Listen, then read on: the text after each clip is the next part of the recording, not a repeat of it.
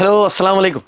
എടാ, നമുക്ക് +2 അറബിക് പരീക്ഷയിൽ നമുക്ക് ഓണത്തിന് വരാൻ സാധ്യതയുള്ളൊരു ചോദ്യമാണ്.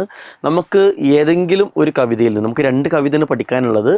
നാമവല തസ്തൈഖലു ഖൈറുള്ള, ഈ 2 കവിതയിൽ ഏതെങ്കിലും കവിതയുടെ ഒരു വരി കവിത കൊടുക്കും. ഓക്കെ, ചിലപ്പോൾ 2 വരി ഉണ്ടാവാം, ഒരു വരിയാണ് സാധാരണ കൊടുക്കാറുള്ളത്.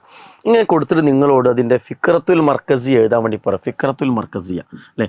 ഫിക്രത്തുൽ മർക്കസിയ എന്ന് പറഞ്ഞു കഴിഞ്ഞാൽ അതിൻ്റെ അർത്ഥം വരുന്നത്, പിന്നെ അതിൻ്റെ ഉള്ളടക്കുന്ന ഫിക്രത്ത് എന്ന് പറഞ്ഞാൽ ശരിക്കും ചിന്ത എന്ന ആശയം എന്നൊക്കെയാണ് അർത്ഥം കേട്ടോ. ഫിക്രത്തു അൽ മർക്കസിയ എഴുതാൻ പറയും. ഓക്കെ, ഇനി ചിലപ്പോൾ നിങ്ങളോട് ചോദിക്കൽ എന്തായിരിക്കും എന്ന് വെച്ച് കഴിഞ്ഞാൽ ഇതിന് പകരം റിസാലത്തുൽ മർക്കസിയ ചോദിക്കും. റിസാലത്തുൽ മർക്കസിയ, ഈ ക്വസ്റ്റ്യൻ ചോദിച്ചാൽ റിസാലത്തുൽ മർക്കസിയാണ്. റിസാലത്തു അൽ മർക്കസിയ. ഓക്കെ, മർക്കസിയ എന്ന് പറഞ്ഞാൽ അതിൻ്റെ ഉള്ളിലുള്ള കേന്ദ്രപരമായതൊക്കെയാണ് അർത്ഥം. ഓക്കെ, അപ്പോൾ ഫിക്രത്തുൽ മർക്കസിയ, റിസാലത്തുൽ മർക്കസിയ, ഇത് 2 ആണെങ്കിൽ പോലും അതിൻ്റെ പർപ്പസ് ഒന്ന് തന്നെയാണ്. ഈ കവിതയുടെ ആശയം എഴുതാനാണ് ചോദ്യം. അപ്പോൾ അങ്ങനെ എഴുതുമ്പോൾ നമ്മൾ പിന്നെ ഒരു ബോക്സൊക്കെ വരച്ച് എഴുതിയാൽ നന്നായി. ബോക്സ് വരക്കാതെ എഴുതിയാൽ നിങ്ങൾക്ക് എന്ത് ചെയ്യും? മാർക്ക് കിട്ടും. ഓക്കെ, നമ്മൾ ഫസ്റ്റ് ഇതിന് ഹെഡിങ് കൊടുക്കണം എന്നുള്ളതാണ് ഒരു കാര്യം. ഹെഡിങ് വേണം കേട്ടോ. അറബിയിൽ പരമാവധി നിങ്ങൾ ഹെഡിങ് എഴുതുക. പിന്നെ ബോക്സ് ആക്കുമ്പോൾ കുറച്ചും കൂടി നിങ്ങൾ എഴുതുന്നത് കുറച്ചും കൂടി നന്നായി ഫീൽ ചെയ്യും. അപ്പോൾ ഹെഡിങ് എഴുതേണ്ടത് ഇത് തന്നെയാണ് കേട്ടോ. ഫിക്രത്തുൽ മർക്കസി അല്ലെങ്കിൽ റിസാലത്തുൽ മർക്കസി എന്താണോ ക്വസ്റ്റ്യനിൽ കൊടുത്തിട്ടുള്ളത് അതാണ് നമ്മൾ എന്ത് ചെയ്യേണ്ടത്? ഹെഡിങ് എഴുതേണ്ടത് കേട്ടോ. ഉക്തുബ് റിസാലത്തുൽ മർക്കസി, അതിൻ്റെ ഉള്ളടക്കം ആശയം എഴുതുക എന്നാണ്. ഓക്കെ, അപ്പോൾ നമുക്ക് സ്വാഭാവികമായിട്ടും 2 വരി കവിത വന്നു കഴിഞ്ഞാൽ ഈ കവിതയെക്കുറിച്ച് എന്ത് ചെയ്യാം? ഹാദാ സത്തുർ. സത്തുർ എന്ന് പറഞ്ഞ അർത്ഥം എന്താണ് ഇവിടെ? സത്തുർ എന്ന വരി അല്ലെ. അപ്പോൾ നമുക്ക് ഇങ്ങനെ ഈ കോമൺ ആയിട്ട് ഏത് വരി തന്നാലും ഇങ്ങനെ തുടങ്ങാം. ഹാദാ സത്തുറുൻ, ഈ വരി. ഹാദാ സത്തുറുൻ ജമീലുൻ, ഭംഗിയുള്ളതാണ്. ജിദ്ദൻ, വളരെയധികം. ഉണ്ടോ? ഇത് വളരെയധികം ഭംഗിയുള്ളതാണ്. എല്ലാവരും ഇങ്ങനെ തന്നെ സ്റ്റാർട്ട് ചെയ്യണം നിർബന്ധമൊന്നുമില്ല. ഈ വരിയൊന്ന് പരിചയപ്പെടുത്തിയിട്ട് തുടങ്ങുക എന്നാണ് ഇതിന് ഉദ്ദേശമുള്ളൂ. ഓക്കെ, അപ്പോൾ നിങ്ങൾക്ക് കുറച്ചും കൂടി അറബി അറിയുന്ന കുട്ടികൾക്ക് നിങ്ങളതായിട്ടുള്ള രീതിയിലൊക്കെ സ്റ്റാർട്ട് ചെയ്യാം. ഓക്കെ, കോമൺ ആയിട്ട് എഴുതാൻ പറ്റിയിട്ടുള്ള വേർഡാണ് സാറ് പറഞ്ഞു തരുന്നത്. ഓക്കെ,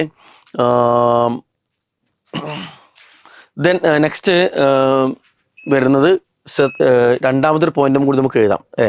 കത്തബഹ അല്ല മജിദൻ ഹാദ, ഇത് മിൻ ഹാദ മിൻ മൻലൂമത്തി.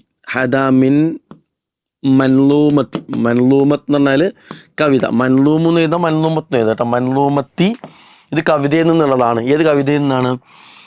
കവിതേൻ്റെ പേര് എഴുതാം. ഓക്കെ, അപ്പോൾ കവിതേൻ്റെ പേര് എഴുതുക അറിയുമെങ്കിൽ അതായത് മിൻ മൻലൂമത്തി ഖൈറുള്ള, ഖൈറുള്ള എന്ന് എഴുതാം അല്ലേ. അതായത് മിൻ മൻലൂമത്തി മഷ്ഹൂറത്ത് എന്ന് എഴുതുവാണെങ്കിൽ, പേരറിയില്ലെങ്കിൽ എന്ത് ചെയ്യാം? മഷ്ഹൂറത്ത് എന്ന് എഴുതാം, പ്രസിദ്ധമായ. ഇതൊരു ഫേമസ് കവിത എന്നുള്ളതാണ്. ഓക്കെ, ഇനി അറിയില്ലെങ്കിൽ ആ പോയിന്റ് സ്കിപ്പ് ചെയ്യാം കേട്ടോ.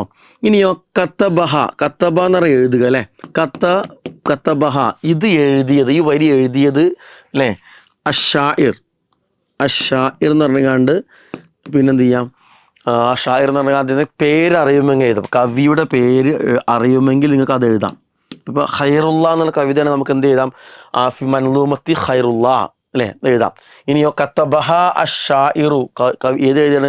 NK അഹമ്മദ് മൗലവി ആണ് എഴുതി അറിയാൻ എഴുതാം, അല്ലെങ്കിൽ ഒഴിവാക്കാം. ഓക്കെ, ഇനി നിങ്ങൾക്ക് എന്ത് നെക്സ്റ്റ് പോയിന്റ് ആയിട്ട് എന്ന് വെച്ചാൽ യഖൂലു. യഖൂലു എന്ന് പറഞ്ഞാൽ പറയുന്നു എന്നാണ്. യഖൂലു അഷായിറു, കവി പറയുന്നു. ഫീഹ, ഇതിൽ. കവി ഇതിൽ പറയുന്നു അല്ലേ. കവി ഇതിൽ. ഫീഹ എന്ന് എഴുതാ, ഫീഹി എന്ന് എഴുതാ, കുഴപ്പമൊന്നുമില്ല. കവി ഇതിൽ പറയുന്നു എന്ന് പറഞ്ഞിട്ട് ഈ നിങ്ങൾക്ക് ഈ കൊടുത്ത വരിയെ നിങ്ങൾക്ക് അറബി സ്കില്ല് വെച്ചുകൊണ്ട് ഒരു സെൻറ്റൻസിലേക്ക് 1, 2, 3 സെൻറ്റൻസിലേക്ക് മാറ്റാമെങ്കിൽ നിങ്ങൾ എന്ത് ചെയ്യണം? പിന്നെ അതിവിടെ എഴുതാം. ഓക്കെ, ഇനി അതല്ല നിങ്ങളെ കൊണ്ട് അതൊന്നും ചെയ്യാൻ കഴിയും, നിങ്ങൾക്ക് ആ ഇതിൻ്റെ അർത്ഥം കൂടി മനസ്സിലായിട്ട്, അങ്ങനെയെങ്കിൽ എന്ത് ചെയ്യണം? നിങ്ങൾ കവിതയുടെ വരികൾ തന്നെ ഇവിടെ എടുത്ത് എഴുതിയാൽ അല്ലേ. കവിതയുടെ വരികൾ ഇവിടെ എടുത്ത് എഴുതിയാൽ തന്നെ നിങ്ങളെ ആൻസർ ഏകദേശം ശരിയാവും. ഓക്കെ, അപ്പോൾ ഈ ഒരു മെത്തേഡിൽ, ഇതൊരു ഫിക്സഡ് മെത്തേഡൊന്നുമല്ല. സാറ് കോമൺ ആയിട്ട് ഇത് അത്രയും അറിയാത്ത കുട്ടികൾക്ക് വേണ്ടിയിട്ട് ഒരു മോഡലായിട്ടുള്ള അതിൻ്റെ ഒരു പിന്നെ ഫോർമാറ്റ് നിങ്ങൾക്ക് എന്ത് ചെയ്താണ് തന്നതാണ്. ഓക്കെ, ക്ലിയർ ആയല്ലോ. അപ്പോൾ ഈ രീതി ഉപയോഗിച്ചുകൊണ്ട് അത് മിക്കവാറും 4 മാർക്കിന് ചോദിക്കുന്ന ചോദ്യമായിരിക്കും. ഇത് സ്ഥിരമായി ചോദിക്കുന്ന ചോദ്യമാണ്. അപ്പോൾ ഏത് വരി കൊടുത്താലും നിങ്ങൾക്ക് എന്ത് ചെയ്താൽ മതി? ഇവിടെ ഇവിടെ മാത്രം മാറ്റിയാൽ മതി. കവിയുടെ പേരും കവിതേൻ്റെ പേരും അറിയെങ്കിൽ എഴുതിയാൽ മതി, അറിയില്ലെങ്കിൽ അതും എഴുതണ്ട. എന്നിട്ട് എന്ത് ചെയ്യണം? ഈ വരി എടുത്ത് എഴുതിയാൽ ഈ രീതിയിൽ നിങ്ങൾക്ക് എന്ത് ചെയ്യാം, ഈസി ആയിട്ട് 4 മാർക്ക് സ്കോർ ചെയ്യാൻ പറ്റും. ഓക്കെ, ഈ കാര്യങ്ങൾ മനസ്സിലാക്കുക. ഈ തരം ക്വസ്റ്റ്യൻ വന്നാൽ നിങ്ങൾ എന്ത് ചെയ്യുക, ആ മാർക്കുകൾ സ്കോർ ചെയ്യുക കേട്ടോ. All the best. അസ്സലാമു അലൈക്കും.